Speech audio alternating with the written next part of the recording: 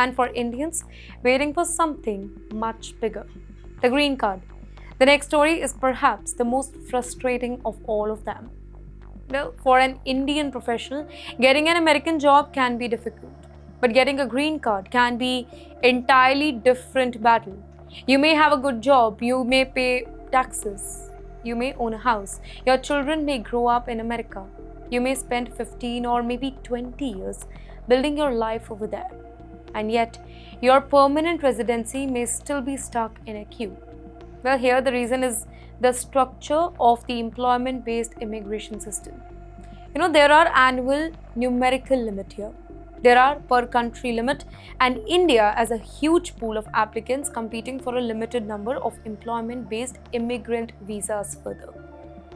This has created extraordinarily long wait in categories such as EB-2 and EB-3, and that creates an uncomfortable situation for Indians. You can be highly skilled, highly paid, highly educated, and still not have permanent immigration security.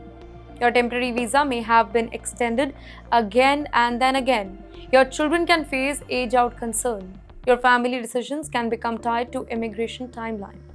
And that is why professionals explore alternative now.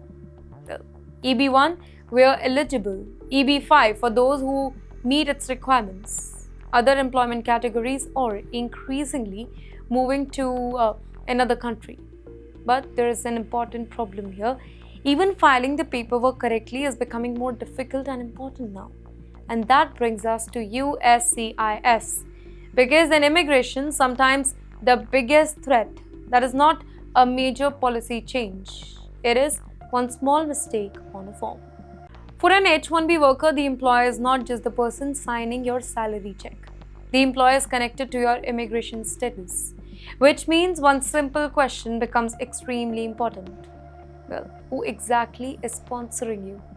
According to the reports supplied to TimesXP, several companies appearing on the US Department of Labor's willful violators or rebarment record too. This is very important because federal agencies can take actions against employers that seriously violate the H-1B labor rule. These violations, it can include wage issue, improper employment practices, or false statement connected to the immigration filing. Now, one term you may hear is benching. Simple words, they can refer to an employer failing to pay an H-1B worker properly during period when the worker is not assigned productive work, where the law requires payment. For the worker, this is not a technical paperwork issue. No, it can become a serious immigration problem for that worker, because if your employer is under investigation, sanctioned, or debarred, you may suddenly find yourself caught in a situation that you did not create, not your fault. And this is why immigration experts repeatedly emphasize documentation. Keep your pay records, keep your employment documents, know what your labor condition application says. Know what your employer has actually promised you. And before joining an unfamiliar consultancy or staffing company, understand who the real employer is. Because in the H-1B system, your employer's compliance, it can become part of your immigration story. And the problem becomes even bigger when the same layoffs are happening across the entire tech industry. Visa is not operating in isolation. Across technology and financial services, companies have been reconstructing teams, reducing cost, reconsidering how many employees they need. Well, the names are familiar, by the way: Meta, Amazon, Oracle, LinkedIn, Cisco, MasterCard, Block, and many others. Here, the important point is not simply the number of jobs that are disappearing. Ladies and gentlemen, it is a pattern. Companies are becoming more cautious about large organizational structure. They want smaller teams, they want higher productivity, they want automation, and they want every single dollar of corporate spending to produce measurable value.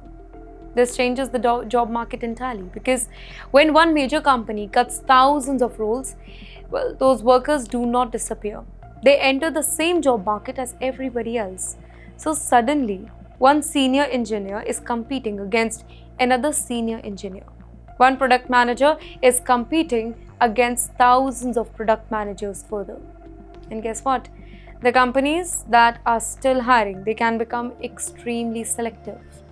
In the meantime, for the H-1B professional, the whole situation, it can be even more difficult because not every employer is willing or able to sponsor immigration. So, imagine being an experienced engineer with an impressive resume. You find 10 suitable jobs for you. Then you discover only 4 are open to sponsorship. Then perhaps 2 are eventually willing to move forward. And now the clock is running. This is why the technology slowdown can hit professionals differently. The same economic shock can produce a very different personal consequences for everyone. And yes, while this is happening in America, another trend is becoming impossible to ignore. Now, for an American worker, a layoff is devastating. But there is at least one thing that they usually still have: time.